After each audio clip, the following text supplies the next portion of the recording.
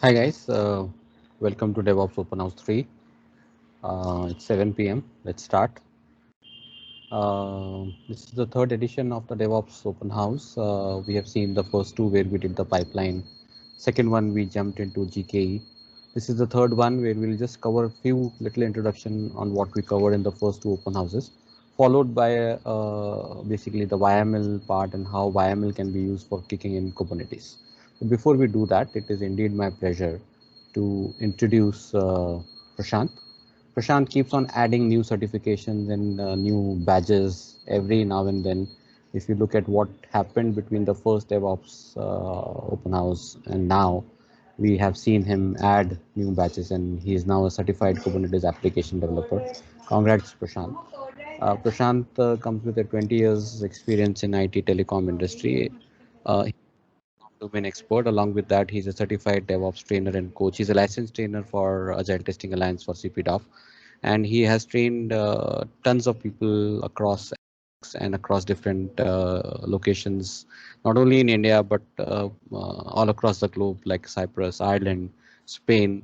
He trains for other vendors as well. He is a avid public speaker. He has been a speaker for us in multiple conferences. He is a visiting faculty at various universities, and he is a AI and machine learning enthusiast with a lot of experience under his belt for microservices using cloud, Docker, and Kubernetes. With that, Prashant, all yours. Thank you so much Okay. for being with us. Okay, guys. So, very good evening. So, thanks, Adi, for the introduction. So, guys, it will be the first few slides are kind of a recap of what we did in our last house. So, I will be going over a bit fast. If you have not joined that particular, let's say, the open house that we had, you can go over the recordings which are already shared on LinkedIn, and maybe you can contact Harsh and he can share. But still, just to set the context, last time we showed a bit of a DevOps pipeline and Kubernetes through imperative commands. So today we thought we will be using a more like in thing in cloud, which is a fancy word for it is infrastructure as code or configuration as code or whatever, and using YAML manifest files of Kubernetes, we will do the same deployment and load balancer service, which last time we did through Kubernetes imperative command. So we will try to do a quick comparison. So just to give you the context, this is in our DevOps program, which is CPDOF. We do all this starting from like, let's say development using Git and GitLab. We take a basic Java program. Of course, we don't do much of development. And this is more like with our pipeline using Jenkins as our CI tool. We build it through Maven. We do a bit of JFrog Artifactory using the artifact management, bit of unit testing, code coverage like Cobertura, and code review using PMD.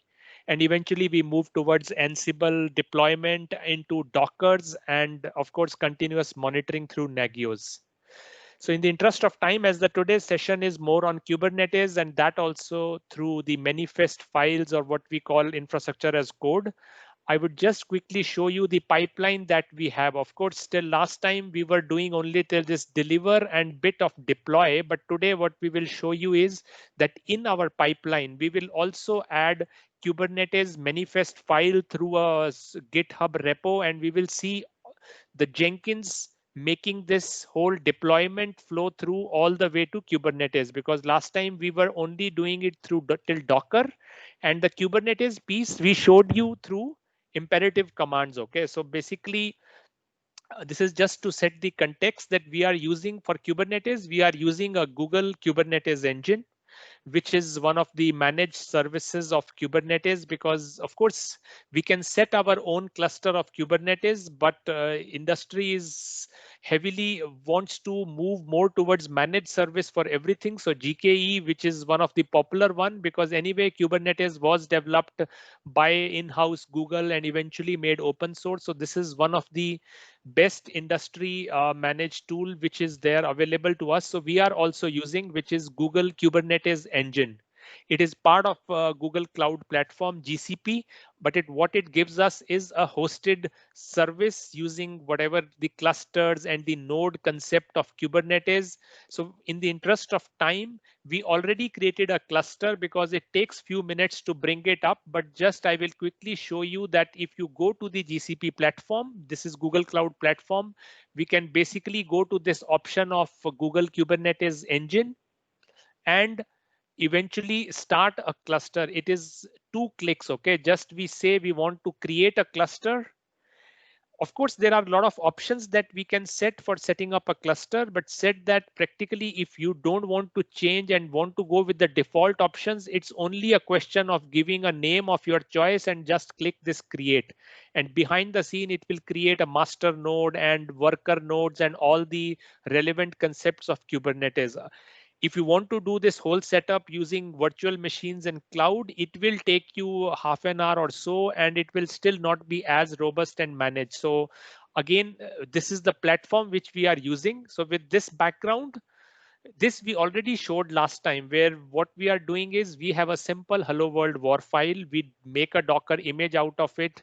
We push this image to Docker Hub. We did all this manually last time, okay? But I just wanted to show you today what we will do is we will do all these steps using Jenkins. So this is the flow which we covered last time of, creating these commands of the deployment, the replica set, and the service, and all that was happening manually through Kubernetes imperative commands. But today it will be through Jenkins.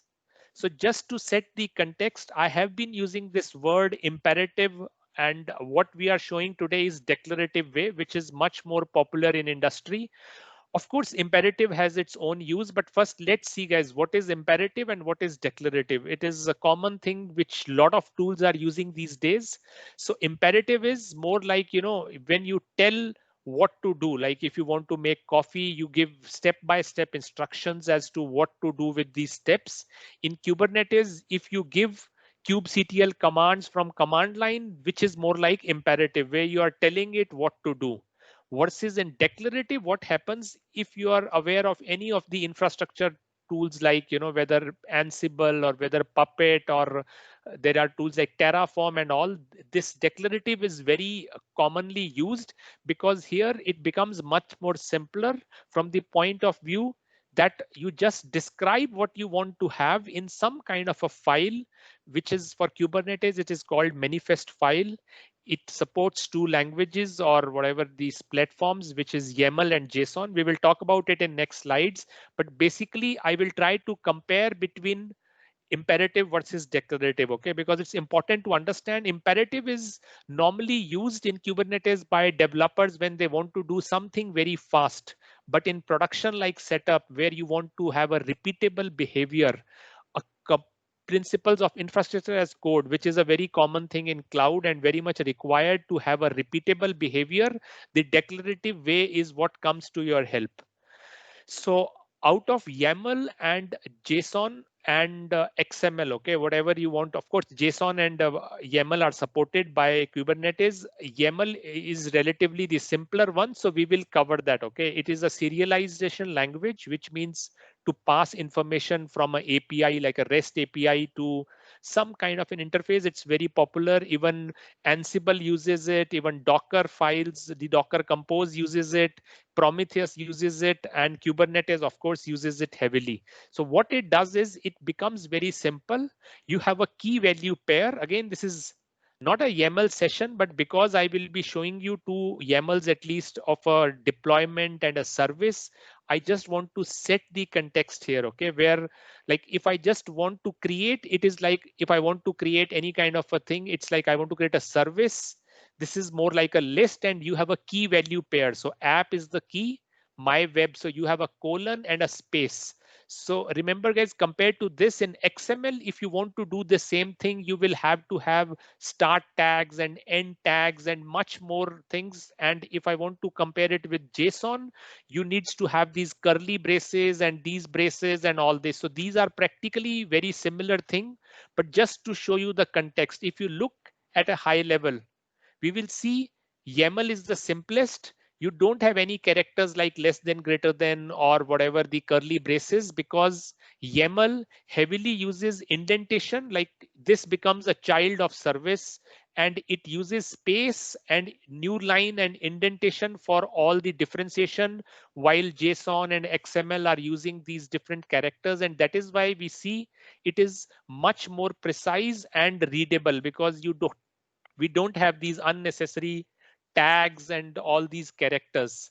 But again, guys, YAML is very simple to learn, but more I just wanted to make you aware that this is the key value pair, and it is very, very space sensitive and indentation and every new line and whatever, because it is using these. Like if you want to do a service, you have an app and you have an end tag out here, you just say app and my web, it takes care of it, that it is a member of a service. So in that sense, these were the quick basics of YAML, that is key value pair, because with this background, we will show you a simple Kubernetes manifest file. Okay, again, the simplest file is pod, so I'm taking that as an example.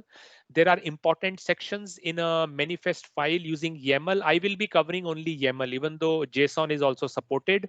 So these are like the main tags: API version, you have kind, you have metadata, and spec. So all these in general, these are the four main sections in any YAML manifest file for a Kubernetes. So like for a pod, it is part of version 1. So we have to refer to Kubernetes documentation to get this manifest file.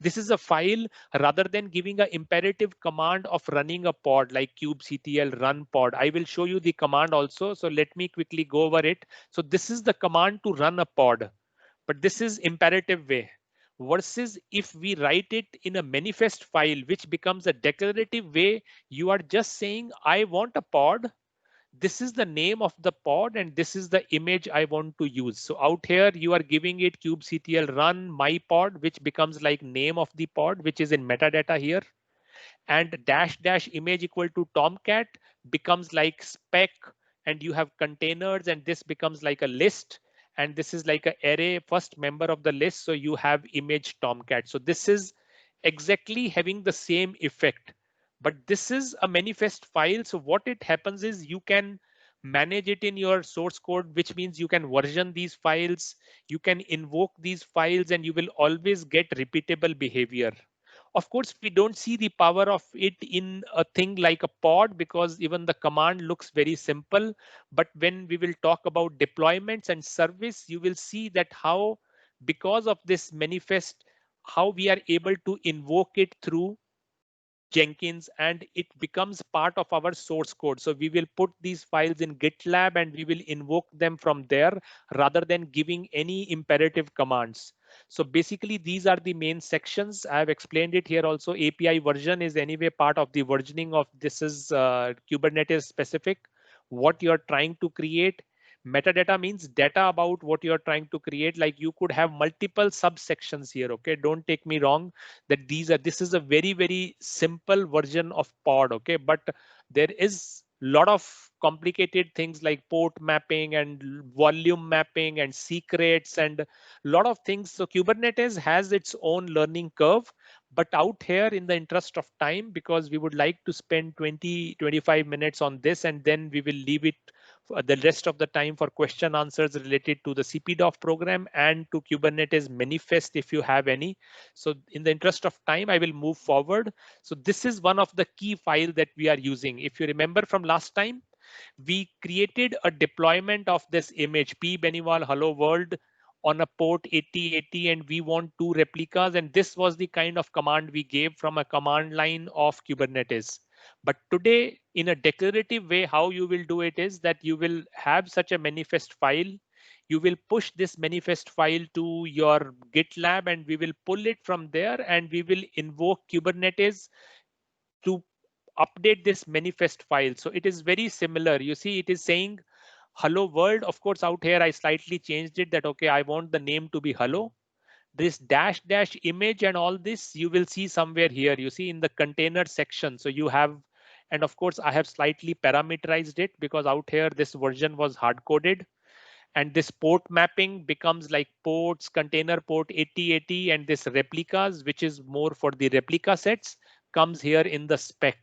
And you can see, guys, this manifest file has few other things like selector, match labels, and all these. So I am not covering these concepts on purpose because this is a very high level session of Kubernetes, but I just wanted to let you know that these labels are heavily used to select and match.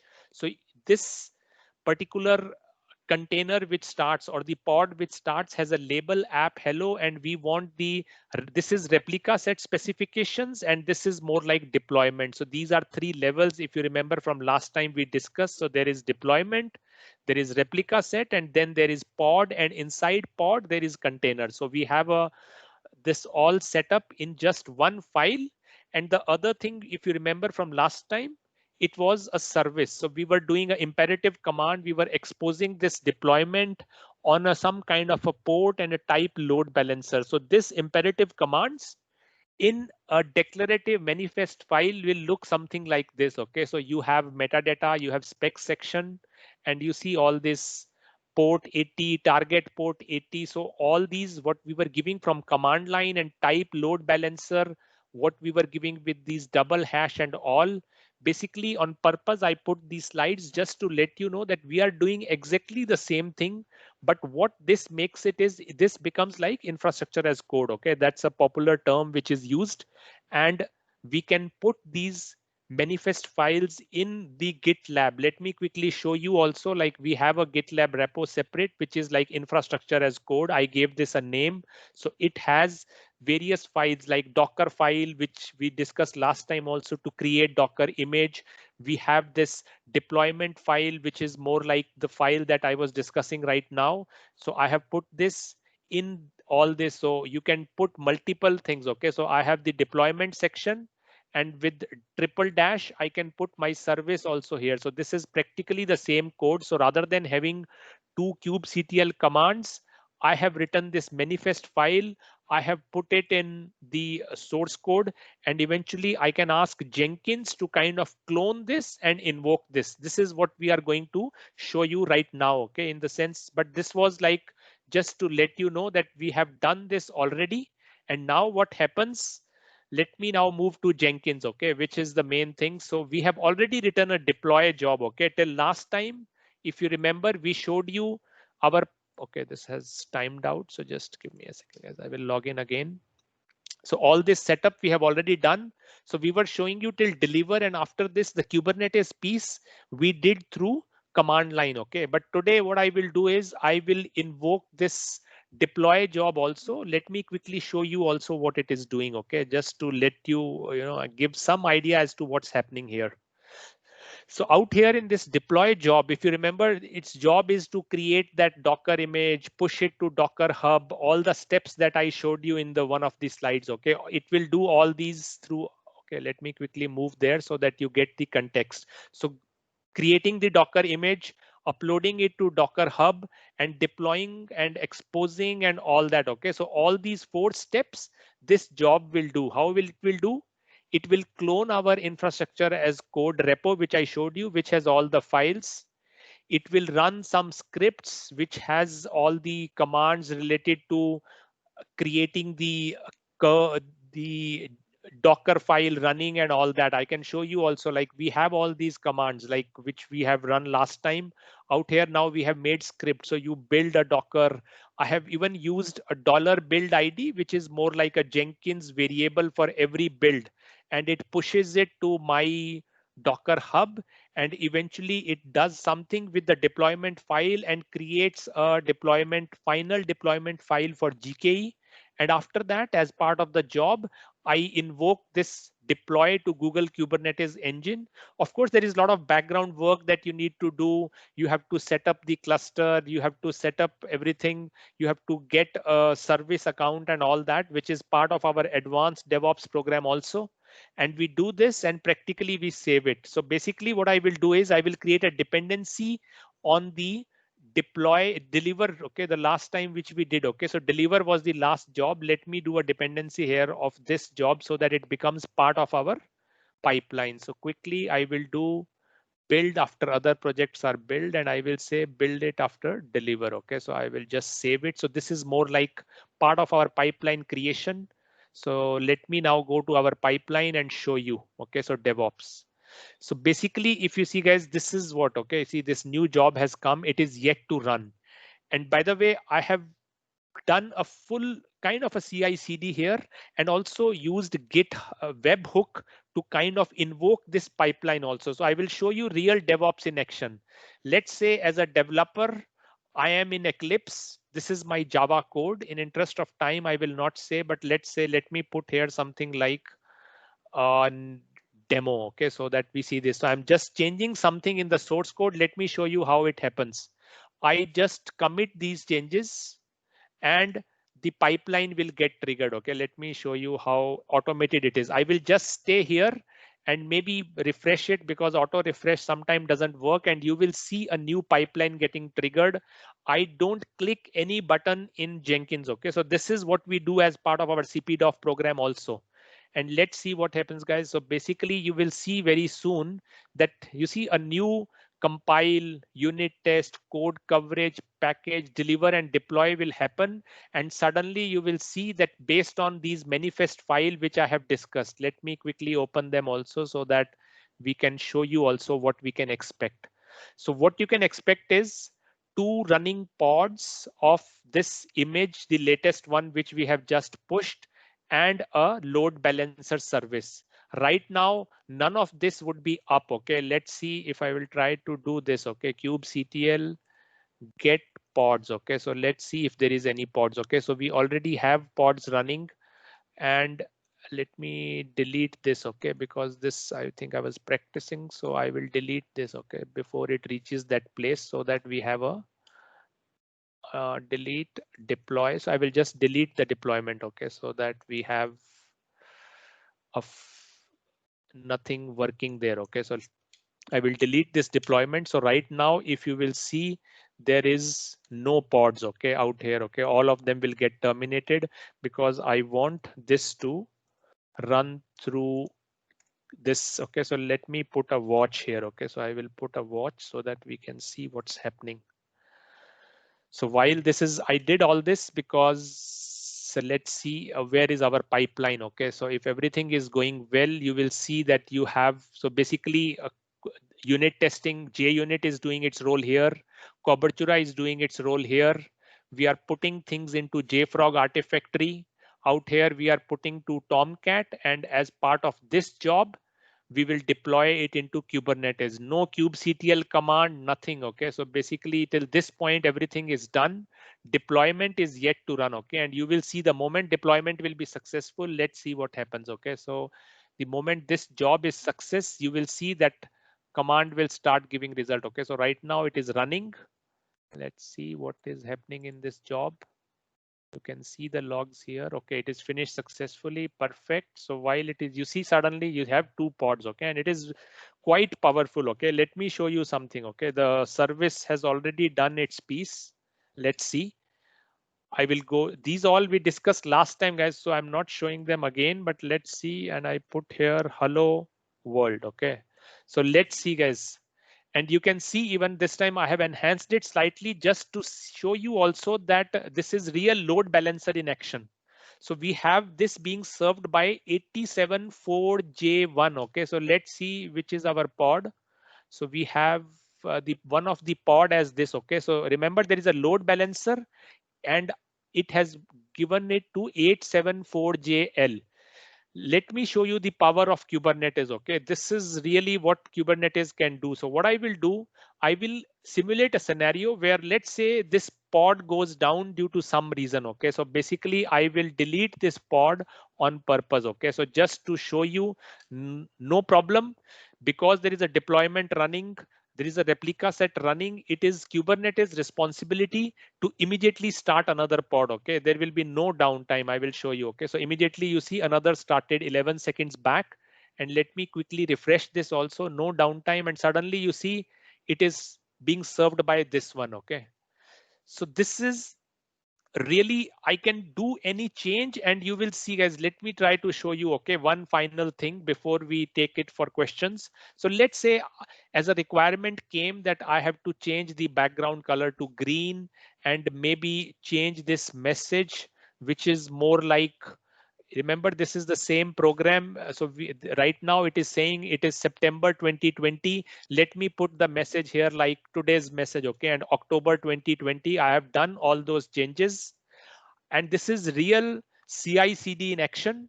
I just do whatever code changes I required. So I have changed the background color.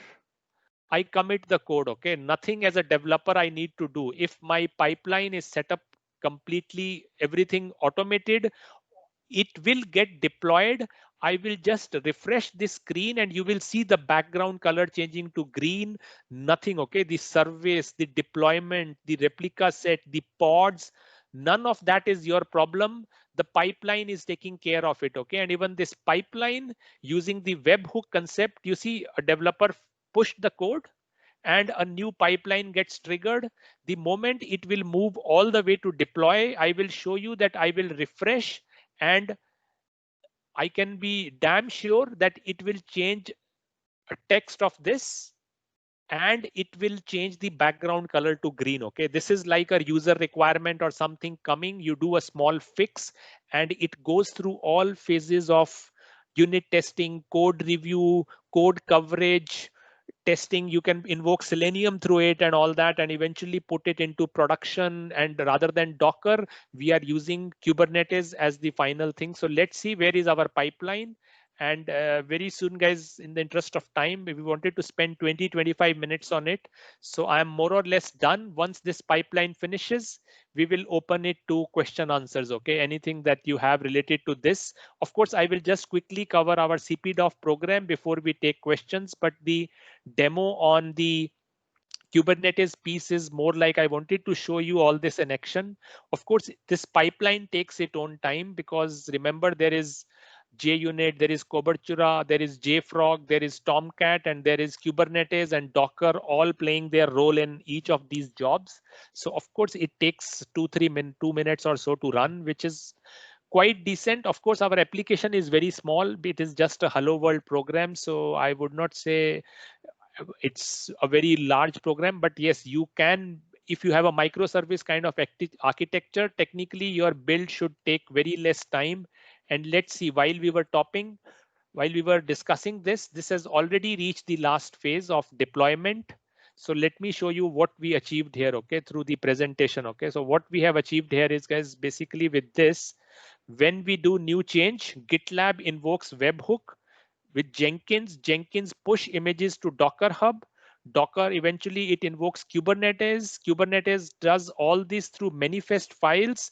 And eventually when from Chrome you go to that load balancer IP, you will see, okay, so let's see if this is successful. And now let me go and just refresh and let's see if the background color changes. Perfect, guys. Okay, you see this has changed the color and it has changed this open house on Kubernetes on October 2020. And just to quickly show you also, behind the scene images are getting pushed to Docker Hub. Okay, let me show you my P Baniwal Hello World. And I can show you that with every build, okay, latest build, let me show you what is the latest build number. Okay, if we see our latest build number is number 12. So let's see if we have a version 12. You see this version 12 pushed a minute ago.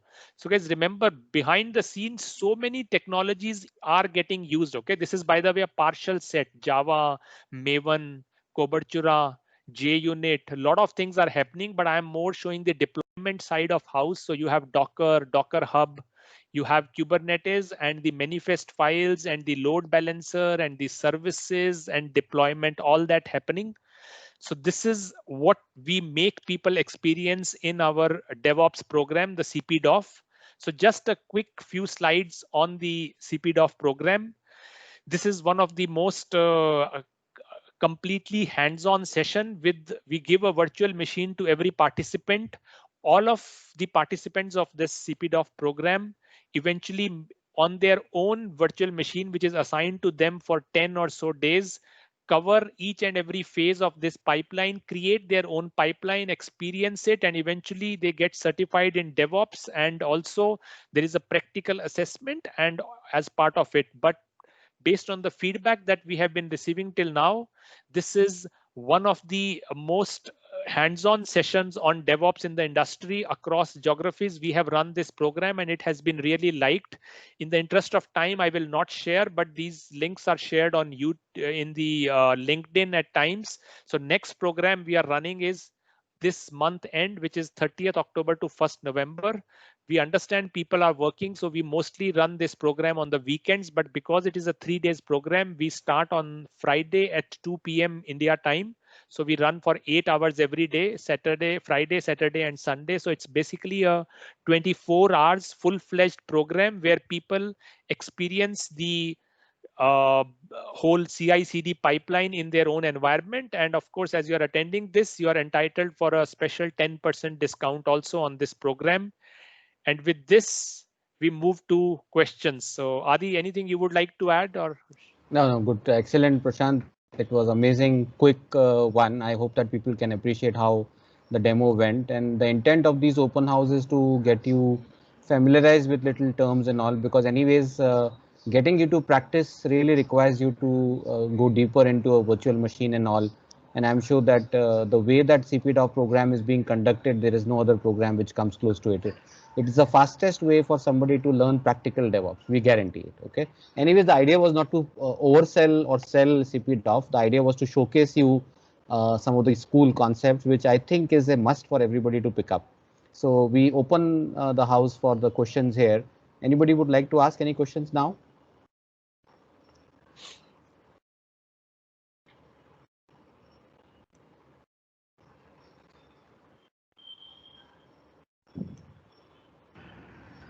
Okay. I have one question. So where can we get the previous recordings? I have shared that link. Let me share it in the chat also. Okay, it is available on the CPDOF page. Let me just share it in the chat as well. Okay. Yeah, thanks. Yeah. Hey, So as part of this session, are you going to cover only the Jenkins or are you going to cover the Azure DevOps as well? No, we, as part of this program, we on purpose stay with all the open source tools because we would like people to really experience it. The more we go towards the managed solutions like Azure DevOps or AWS DevOps, lot of these things gets hidden and it's being managed by them. So you will not see Jenkins or anything, but of course they will have their own CI page, and instead of GitLab, they will have something like a code commit or whatever they call it. I'm confused between AWS and Azure, but said that the CPDOF session purely runs on a private cloud virtual machine on Ubuntu, where we have installed all the open source tools. We don't run it on any particular cloud. But yes, if you attend this program, it gives you, as Adi said, a fairly good idea about how DevOps run. But of course, each of the cloud provider will have their own way to do things and the screens could be different. But yes, overall, the concepts would be the same because this is DevOps concept of CI/CD. Okay, so it means they of the DevOps are on the same page, whether it could be AWS, Azure, or Jenkins. See, they are on same page from the point of view of CI/CD, which means you should be continuously integrating, continuous delivering, deploying, monitoring. But how they do and underlying which tools, technologies they use, it could be different. But yes, they would have something similar. But it's not that just based on this, people ask this question that can I get certified in Azure DevOps or AWS DevOps? Surely not, because there you have to understand their terminologies and their screens and how the flow happens. But yes, the concepts would be very similar of CI/CD. Okay, yeah, thanks. Okay. One thing like, hi, this is Tarun. So Hi, Tarun. in the site actually I could see the learning videos, but like for the labs and those scenarios, would you be mind sharing the GitHub URLs or the code instead of the demos? And if we can get back with the questions, just to clear on the concepts and all. So anything on that part, any code snippet or something on the Git site for at least the group. So see this anyway on purpose, we don't have something that this is our proprietary. So I created this repository some time back, but this is very much a public repo. Okay, we have not taken it like, you know, a private repo, so anybody could clone it. Okay, if you see this link P Benival infra as code, this is very much visible to Okay. anybody. Okay, it's a public repo. We have not made it private. Okay, okay. Probably I think I will get from the videos. Yeah, you and- can get, but we can share this. Okay, this is not a problem. So this is just Sure. like GitLab link, but yeah, getting it from video is not a problem, because on purpose we keep it this way that you can use it. And if you have any specific questions, if you are doing it, you can surely contact us. We can try to help you, no problem. Yeah, and you can actually join the Telegram group that we have. We Yeah, would love to. I'm already part of that, Aditya. Okay. Yeah, Yeah. part of that. So yeah, Sure, you sure. can share that URL in that also. Yeah. Yeah, we Perfect. will share it on that, no problem. This Sure. is infra as code, and even the Hello World program that we have is pretty much public. Okay, there is nothing on purpose we want to be, because this is a open repositories. We don't want to really stop, because it's like something we would like people to experience. Sure, Prashant.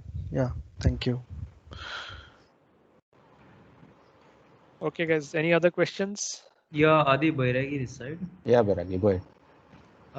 Actually, if someone who does not have any experience in DevOps, okay, means just like newcomer or a fresher, does he have any scope, or what are the chances to get into this course and knowledge on this DevOps stuff?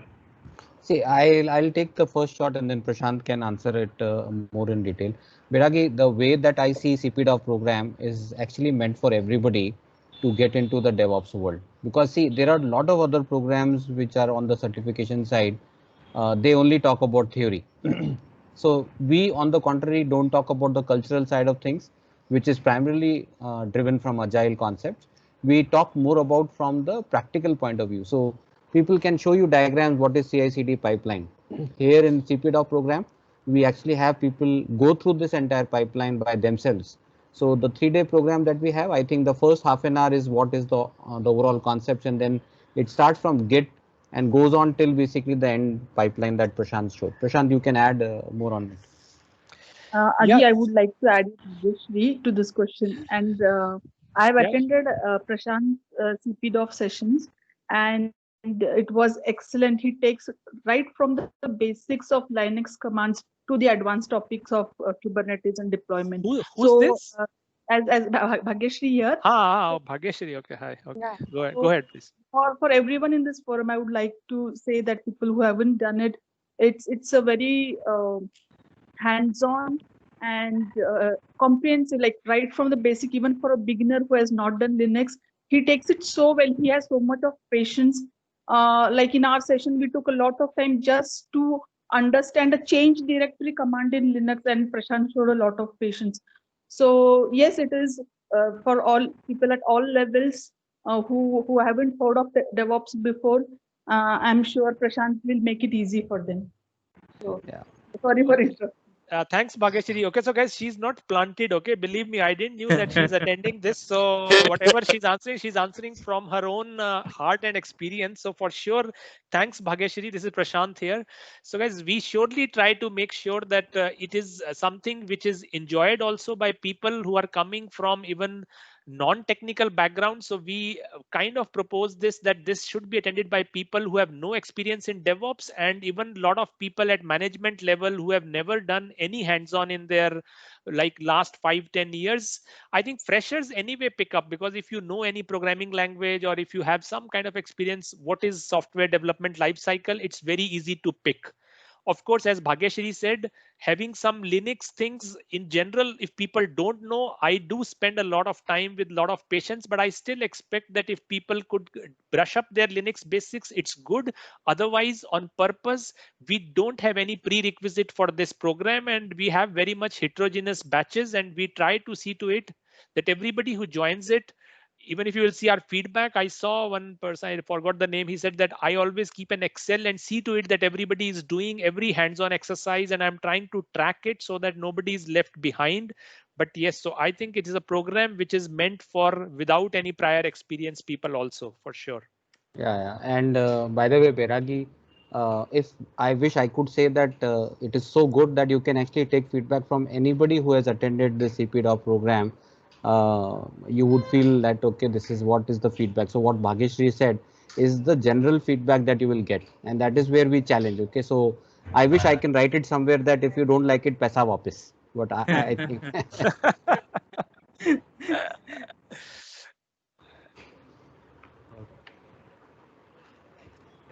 and it is evolved. See, what we do is we keep on adding new things. So people who attended 5 years back or 3 years back when we started off, it is completely changed. It is really powerful program, and I personally feel there is no other program which can take you to this level in 3 days. Okay, so you can spend 2 months, 3 months. People advertise that you will have multiple classes, but another day you will get what we give it in 3 days. There is absolutely no comparison, by the way. Yeah, I am on multiple platforms, by the way. Okay, and out of these, this is one place where I saw, and because we have a lot of control, and as Adi said, we kind of evolve, so we keep it very, very practical. While there is industry level, I saw a lot of focus on theory and less on practical, while we try it the other way around. We go extreme on practical because we believe that learning happens when you run it and feel it and kind of experience it, rather than otherwise there is free YouTube videos on each of these tools and you can run them throughout the day, no problem. Yeah, and the good thing is that in 3 days you can pick it up. So Yeah, 3 days, yes. 8 fastest hours way. पे कुछ ज्यादा नहीं हो जा रहा है? I think that once you experience it, you will feel that it is less. Okay, so because it is hands-on, I think that nobody sleeps. Okay, nobody gets a chance to even wink. Yeah, so actually you have to So again Adi, understand. Prashant Okay, could not let anyone sleep. yeah, and yeah, Harsh has also attended, so he knows, right? But guys, just be aware that even though we mention these logos and we surely touch them, okay, but you have to also understand and be practical and pragmatic about the thing that what we are covering is like a tip of the iceberg. Okay, each of these tools have their own sessions which can be more than 24 hours and their individual certifications, but out here we at least will make you experience the whole end-to-end picture and through practicals, and after that you have to do your further learning depending on what is your area of interest or area of expertise or where you want to go into it. Okay, but you surely cannot master all these tools in 24 hours of learning, but yes, we will make sure that you will experience it. That's all we can say. Yeah, to just add to that, what Prashant said, it is like you go and join a swimming class. So when you start floating on your own and when you start swimming on your own, you can actually become an expert in that area. Whether you go for freestyle or butterfly, there are different things. So here again, there are tons of tools. But if you don't understand the concept, I think you're left alone. And whichever stream we are in, whether we are in testing, whether we are in ops or dev, this is some basic experience that everybody should have today in today's IT scenario that we are in. Okay, that's good. How much is and after 10%? So I think the cost will come down to around 16,000 plus taxes after 10% discount, something like that.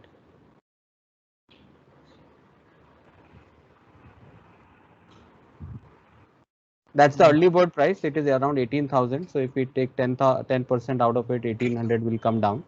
So it's around, that's what the figure is. Harsh can correct it. I really don't know the pricing side, but this is how it is. No, you're completely right, Adi. That's the thing. So 18K is the price, and that's what the 10% would amount. Sir Dussehra offer कुछ नहीं है? Viragi, ये कर लो program, you will really be proud of it. 500,000 here and there, I think we don't mind. Okay, so it is not about me and you. By the way, if you can get a referral from somebody, there is a referral discount that is basically really nice. So talk to somebody, talk to Bhageshwari. Bhageshwari will also get benefited, by the way. I have one question. Yeah. The 3 days program along with certification, or it's excluding? I mean, after 1st of November, are we going to conduct this exam?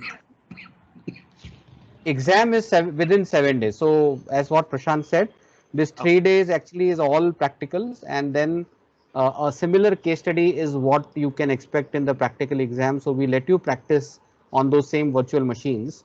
Those are powerful virtual machines, by the way. Those are, I think, 12 GB RAM, 100 GB hard disk, and all the installations are there. And you have to take the exam within 7 days of the program completing. So that way, at least you can practice and get the exam through. So To I'll get add support, right? what Adi has already said, the cost is inclusive of the certification cost. I think that's what I wanted to add from my side.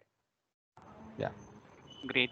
And And in these 7 days, if I stuck something, I will get assistance, right? I mean, Yeah. I think Prashant, even we assist even beyond these 7 days. Okay, so don't say that Yeah, we yeah. are. We have WhatsApp group for these 5-7 days. There is a very active support, but yeah, after that also, because the environment, the same environment will go away. But if you want to set up something on your own in some kind of a Ubuntu machine on some other cloud, we can surely help you out depending subject to availability of our time. But yeah, for these 5 days, there is support. great. the experience of the certification, the theory and the practical both was very good, very professional, like sitting in a Prometric exam center. The certification, not only training that Prashant is taking, but even the experience of the certification was very good. Thanks, Mark. Okay, guys, any more questions? We still have few minutes.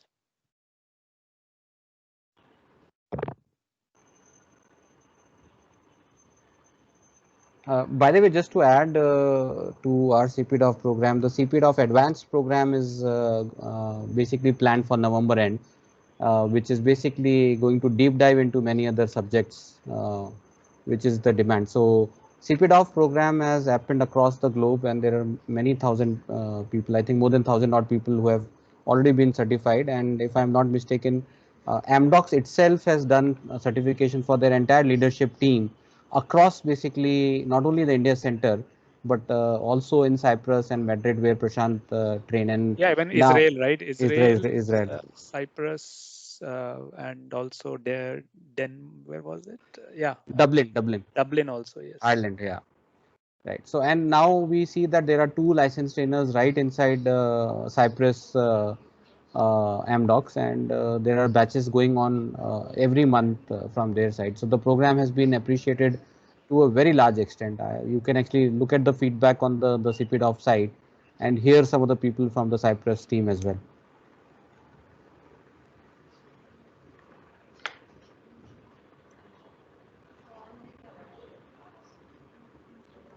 Good. So if there are no more questions, Prashant, can we call it off? Yeah, Right? sure, we can. Yeah. Guys, if you have last, because we planned for an hour session. Yeah. On YAML, can you open that YAML sheet?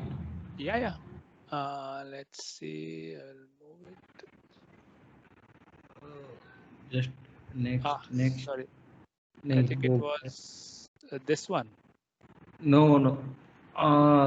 Yeah, in this service -app is there, na? You said the space will in the here YAML that Yeah. hyphen.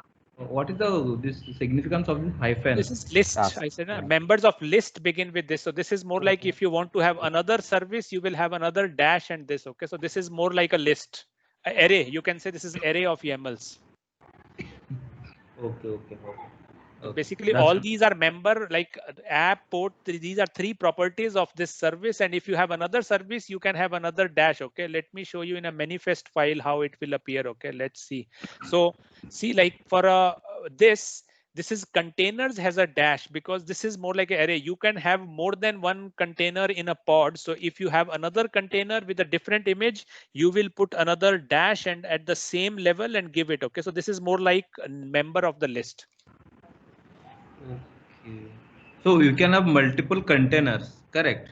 Yes, you can have multiple containers in a pod, but in general, pod and container should be one-to-one. The other container is more like what we call a sidecar container and all that, which is more to support it. Otherwise, in general, a pod and a container, there is one-to-one relation, but technically you can have more than one in one pod if you have a business reason for it. So that's why this is an array. So this is like a member, one of the member, but in general, you will see one-to-one. Okay. Yeah.